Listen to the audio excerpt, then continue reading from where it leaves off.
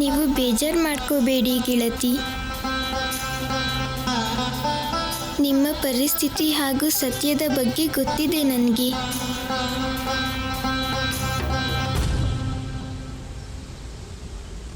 ಯಾವ ಸತ್ಯ? ಯಾವ ಸತ್ಯದ ಬಗ್ಗೆ ಮಾತಾಡ್ತಿದ್ದೀರಾ ನೀವು? ಯಾವ ಸತ್ಯನ ನೀವು ನಿಮ್ಮ ಮನಸ್ಸಲ್ಲಿ ಇಟ್ಕೊಂಡಿದ್ದೀರೋ ಅದು ಗೆಳತಿ.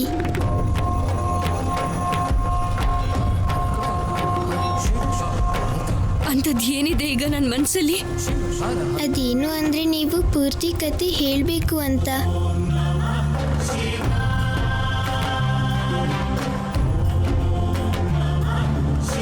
ಅದೇನೇ ಬೇಸರ ಇದ್ರು ಅಥವಾ ತೊಂದರೆ ಇದ್ರು ನೋಡಿ, ನಾನು ಬಂದಿದ್ದೀನಿ ನಿಮ್ಮ ಕಷ್ಟಗಳನ್ನ ದೂರ ಮಾಡೋಕೆ.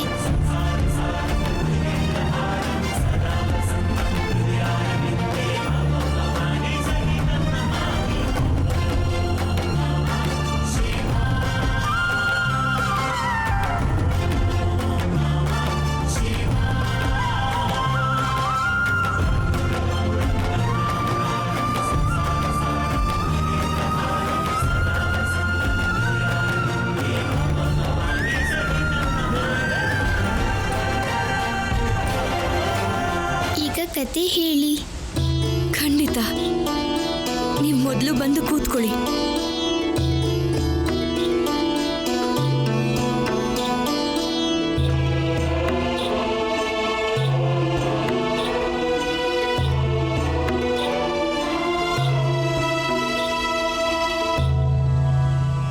ಬೇಗ ಕತೆ ಶುರು ಮಾಡಿ ನೆರೆಮನೆ ಗೆಳತಿ.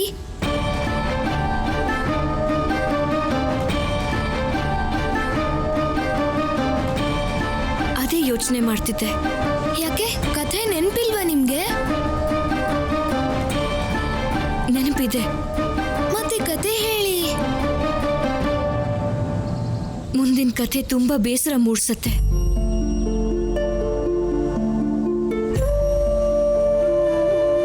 ಸತ್ಯ ಕೋಮಲ ಹೃದಯ ಒಡೆದು ಹೋಗುವಂತ ಕತೆ.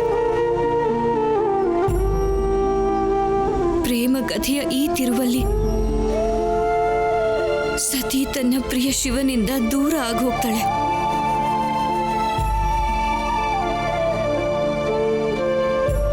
ಸತಿಯ ಎಲ್ಲ ಕನಸು ನುಚ್ಚು ನೂರಾಗೋಗುತ್ತೆ.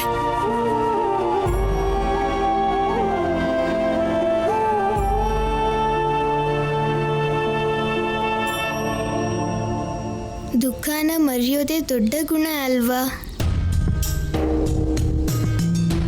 ನೀವೀಗ ಕತೆ ಹೇಳಿ.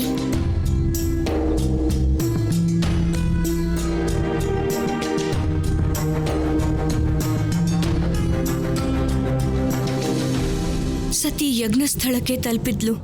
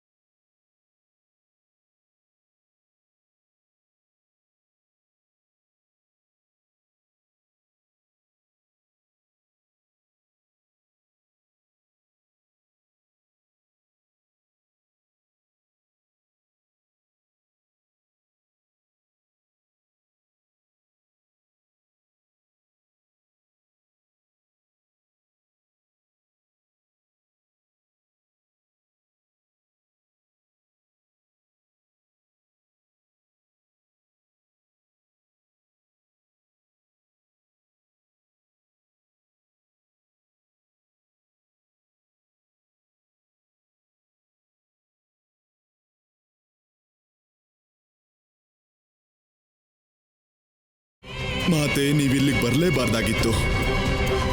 ಖಂಡಿತ ನೀವು ಬರಲೇಬಾರ್ದಾಗಿತ್ತು.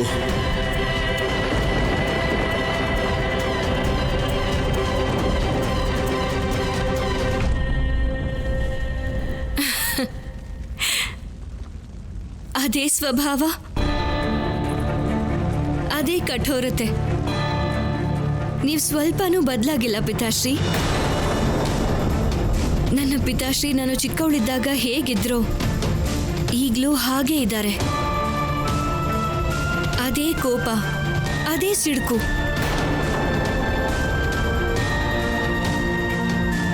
ಮೊದಲೆಲ್ಲ ನಾನು ನಿಮ್ಮ ಹತ್ರ ಕ್ಷಮೆ ಕೇಳಿದಾಗ ನೀವು ನನ್ನನ್ನು ಕ್ಷಮಿಸ್ತಿದ್ರಿ.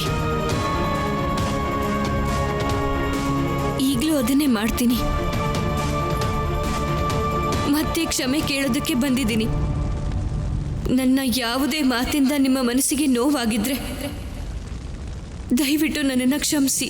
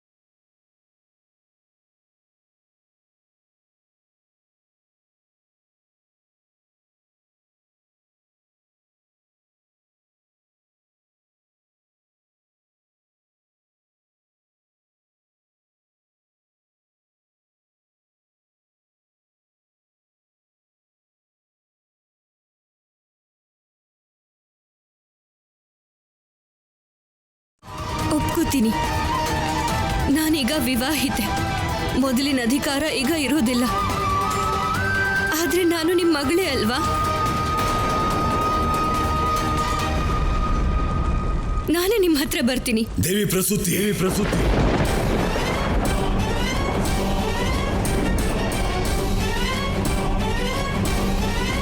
ಯಜ್ಞ ಶುರು ಮಾಡೋಕೆ ಬನ್ನಿ. ಹೋಮಕ್ಕೆ ಯಾವಾಗ್ಲೂ ಪತ್ನಿ ಜೊತೆಗೆ ಕೂತ್ಕೋಬೇಕು.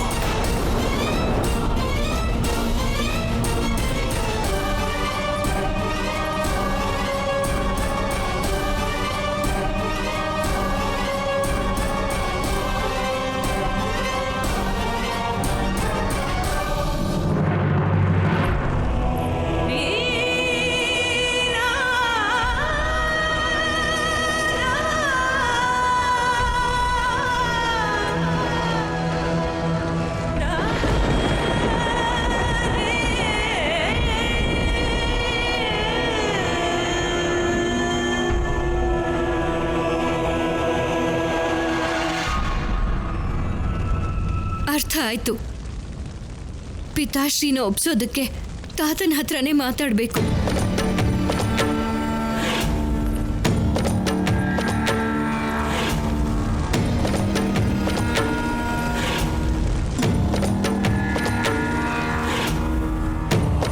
ಪ್ರಣಾಮ ಪಿತಾಮಹ. ಪ್ರಣಾಮ ನಾರಾಯಣ. ಮೊದಲಿನ ಹಾಗೆ ನೀವು ಆಶೀರ್ವಾದನೆ ಮಾಡಲಿಲ್ಲ? ಹೇಳಲೂ ಇಲ್ವಲ್ಲ, ಸೌಭಾಗ್ಯವತಿ ಭವ, ಸುಖೀ ಭವ.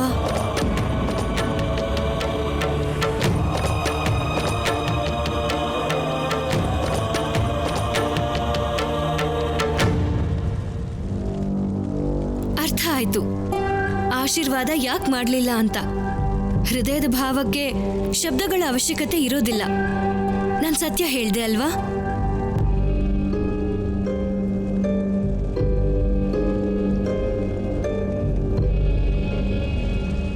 ಸತಿ, ನೀನು ಕೊಟ್ಟ ಭಾಷೆಯಿಂದಾಗಿ ನಾನಲ್ಲಿಗೆ ಬರೋದಕ್ಕಾಗಲಿಲ್ಲ.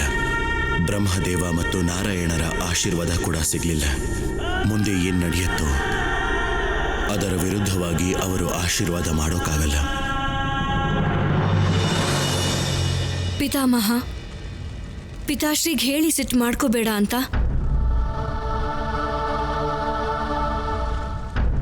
ನೀವೊಬ್ಬರೇ ಅವರನ್ನ ಒಪ್ಸೋದಕ್ಕೆ ಸಾಧ್ಯ. ಮಗಳೇ ಸತಿ, ನೀನು ಬಾಲ್ಯದಿಂದಲೂ ನೋಡಿದ್ದೀಯ. ನಿನ್ನ ಅಪ್ಪ ಪ್ರಜಾಪತಿ ದಕ್ಷ ಹಠವಾದಿ. ಅವನು ಸಿಟ್ಟನ್ನ ಯಾವತ್ತೂ ತ್ಯಾಗ ಮಾಡಲ್ಲ.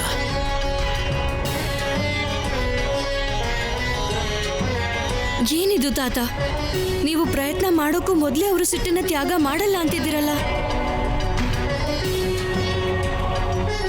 ಈಗ ನಾನು ಶ್ರೀಹರಿ ನಾರಾಯಣನ್ ಹತ್ರನೇ ಕೇಳ್ಕೋಬೇಕಾ?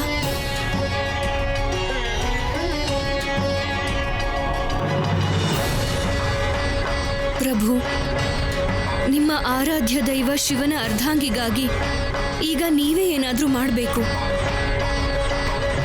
ಅದರಿಂದ ಪಿತಾಶ್ರೀಯ ಸಿಟ್ಟು ಕಡಿಮೆ ಆಗಬೇಕು.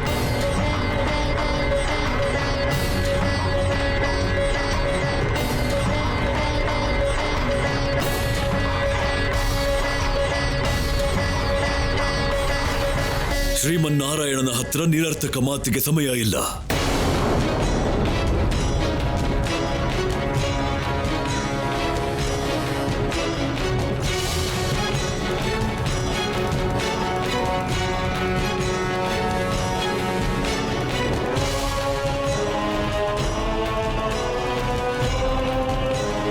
ಯಜ್ಞ ಆರಂಭ ಆಗ್ತಾ ಇದೆ, ಶಾಂತಿಯಿಂದಿರಿ.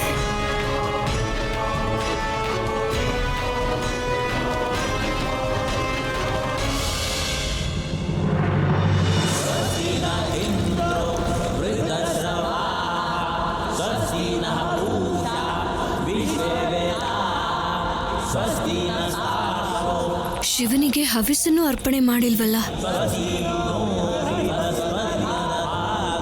ಮರ್ತಿದ್ದಾರೆ ಅನ್ಸುತ್ತೆ.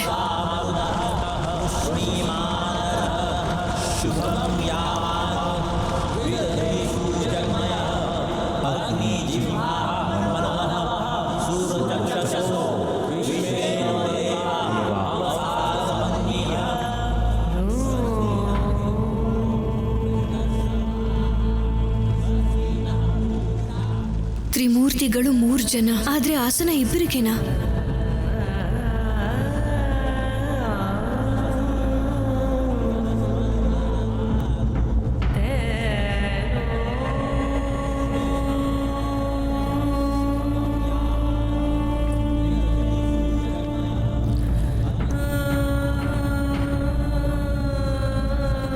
ನನ್ನನ್ನು ಬರೋದಕ್ಕೆ ಹೇಳಿದ್ರೆ ನಾನು ಖಂಡಿತವಾಗ್ಲೂ ಹೋಗ್ತಿದ್ದೆ. ಆದರೆ ಅವರು ಕರೀದೆ ನಾನು ಹೋಗೋದು ಮರ್ಯಾದೆಗೆ ವಿರುದ್ಧ.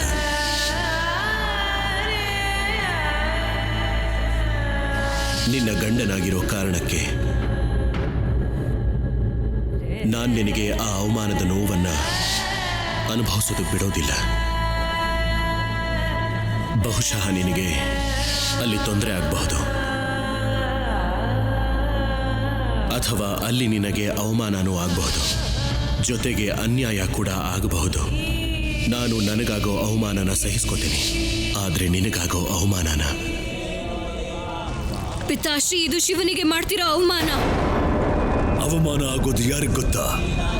ಸನ್ಮಾನ ಮಾಡಿಸ್ಕೊಳ್ಳೋಕೆ ಯೋಗ್ಯ ಆದವನಿಗೆ. ನನ್ನ ದೃಷ್ಟಿಯಲ್ಲಿ ಅವನು ಅವಮಾನಕ್ಕೂ ಯೋಗ್ಯ ಅಲ್ಲ.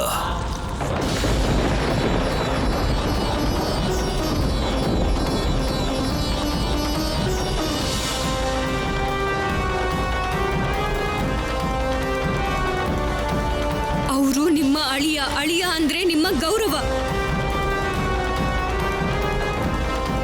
ಅವ್ರ ಬಗ್ಗೆ ಹೀಗೆ ಕೆಟ್ಟ ಮಾತುಗಳನ್ನ ಈ ತರ ತುಂಬಿರೋ ಸಭೆಯಲ್ಲಿ ಹೇಳ್ತಿದ್ದೀರಾ. ಅವರು ನಿಮ್ಮ ಮಗಳ ಪತಿ. ಮಗಳಾಗಿದ್ಲು, ಈಗಲ್ಲ.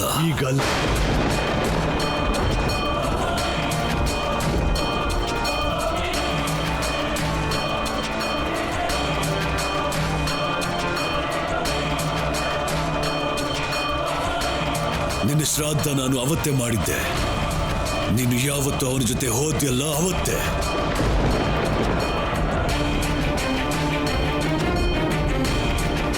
ಅದಕ್ಕೋಸ್ಕರ ನಾನು ನಿನ್ನನ್ನ ಈ ಹೋಮಕ್ಕೆ ಕರೀಲೂ ಇಲ್ಲ.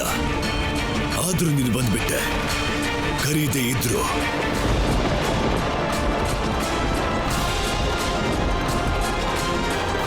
ನಿನಗೂ ಮತ್ತು ಆ ಕಪಾಲಿಕನಿಗೂ ಏನು ಬಯಕೆ ಗೊತ್ತಾ? ನಾನು ಆ ಘೋರಿಗೆ ಗೌರವ ಕೊಡಬೇಕು, ಅವನಿಗೆ ಸ್ಥಾನ ಕೊಡಬೇಕು, ಅವನನ್ನ ಇಲ್ಲಿ ಕರಿಬೇಕು. ಇಲ್ಲ, ಇದು ಸತ್ಯ ಅಲ್ಲ. ಈಗಿದು ಸತ್ಯ ಅಲ್ಲದೆ ಇದ್ರೆ ಅವನು ನೀನ್ ಇಲ್ಲಿಗೆ ಬರ್ದೇ ಇರೋ ತರ ಯಾಕೆ ತಡಿಲಿಲ್ಲ? ಮದುವೆ ಆದ ಮೇಲೆ ತವರು ಮನೆ ಅನ್ನೋದು ಮಗಳಿಗೆ ದೂರ ಆಗತ್ತೆ. ಇಂಥ ಜಾಗಕ್ಕೆ ಆಮಂತ್ರಣ ಇಲ್ಲದೆ ಹೋದಾಗ ಗೌರವ ಸಿಗೋದಿಲ್ಲ.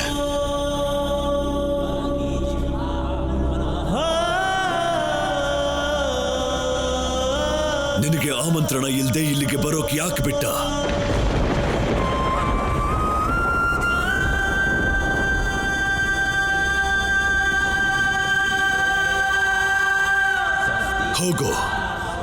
ಹೋಗಿ ಹೇಳು ಅವನಿಗೆ ಪ್ರಜಾಪತಿ ದಕ್ಷಿಣ ಅರಮನೆಯಲ್ಲಿ ಸೇವಕರ ಪಂಕ್ತಿನಲ್ಲೂ ಜಾಗ ಸಿಗೋಕ್ ಸಾಧ್ಯ ಇಲ್ಲ ಅಂತ. ಹೋಗು. ಸಾಕು ಸಾಕು.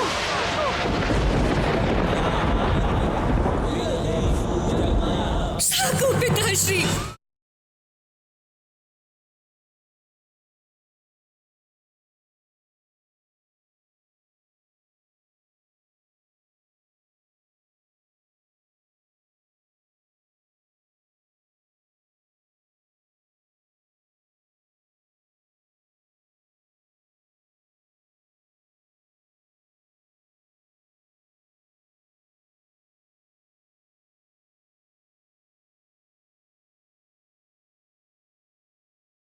ಸಿಟ್ಟಲ್ಲಿ ನೀವು ದೊಡ್ಡ ತಪ್ಪು ಮಾಡ್ತಿದ್ದೀರಾ ಪಿತಾಶ್ರೀ.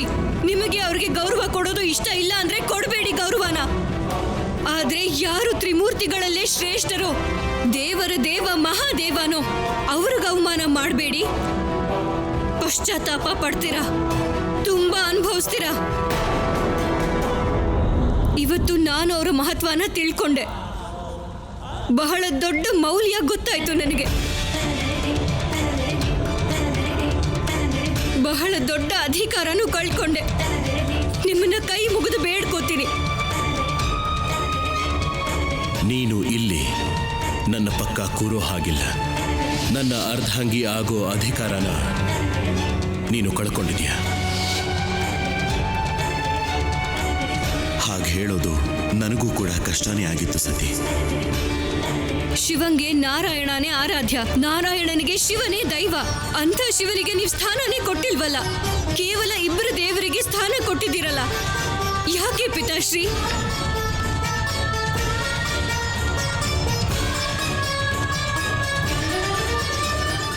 ಸಂಪೂರ್ಣ ಜಗತ್ತಿಗೆ ತ್ರಿಮೂರ್ತಿಗಳ ಮಹತ್ವ ಗೊತ್ತಿದೆ. ಬ್ರಹ್ಮ, ವಿಷ್ಣು, ಮಹೇಶ್ವರ ಈ ಮೂವರಿಂದಾನೇ ಜಗತ್ತು. ಜಗತ್ತಿಗೆ ಜೀವ ಇರೋದು. ಈ ಯಜ್ಞ, ಹವನ, ಕೆಲಸ, ಧರ್ಮ, ಈ ಪಾಪ, ಪುಣ್ಯ ಇರೋದು.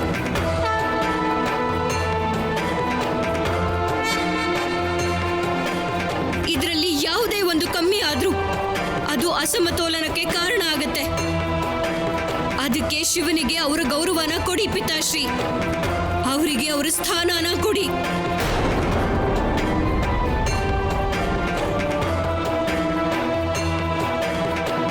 ಶಿವ ಮೃತ್ಯುವಿನ ದೇವರು. ಅಂಥ ಮೃತ್ಯುವಿನಲ್ಲೇ ಹುಟ್ಟಿನ ಮೂಲ ಇರೋದು. ಜೀವನ ಚಕ್ರಕ್ಕೆ ಅಡ್ಡಿ ಮಾಡೋದಕ್ಕೆ ಹೋಗ್ಬೇಡಿ ಪಿತಾಶ್ರೀ. ಹಾಗೇನಾದ್ರೂ ಒಂದ್ ವೇಳೆ ನಾನ್ ಹೇಳ್ತಿರೋದು ಸುಳ್ಳು ಅನ್ಸಿದ್ರೆ ಈ ತುಂಬಿರೋ ಸಭೆಯಲ್ಲಿ ನೀವು ಯಾರನ್ನ ಬೇಕಾದ್ರೂ ಕೇಳಿ ಪಿತಾಶ್ರೀ, ಕೇಳಿ.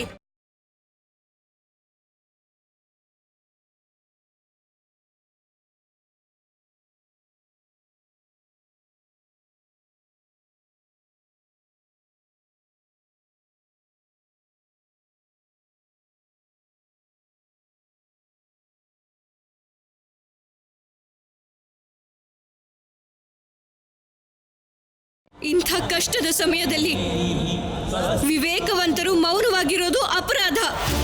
ಅರ್ಥ ಮಾಡಿಸಿ ನನ್ನ ಪಿತಾಶ್ರೀಗೆ. ಶಿವ ಇಲ್ಲದೆ ಯಾವ ಯಜ್ಞ ಕೂಡ ಪೂರ್ತಿ ಆಗೋದಿಲ್ಲ ಅಂತ ಅವ್ರಿಗೆ ತಿಳಿಸಿ ಹೇಳಿ. ಅರ್ಥ ಮಾಡಿಸಿ ಅವ್ರಿಗೆ.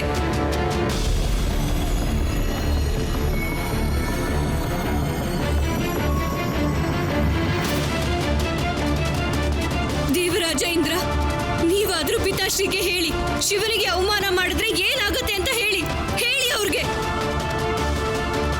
ದೇವಿ, ಇದು ಸತ್ಯನೇ. ಮಹಾದೇವ ಇಲ್ಲದೆ ಯಾವ ಯಾಗನೂ ಪೂರ್ತಿಯಾಗೋದಿಲ್ಲ. ಆದ್ರೆ ಯಾವುದೇ ಸಭೆ ಅಥವಾ ಸಮಾರಂಭಕ್ಕೆ ಯಾರನ್ನ ಆಮಂತ್ರಿಸಬೇಕು ಮತ್ತೆ ಯಾರನ್ನ ಕರಿಬಾರ್ದು ಇದು ವೈಯಕ್ತಿಕ ದೇವಿ.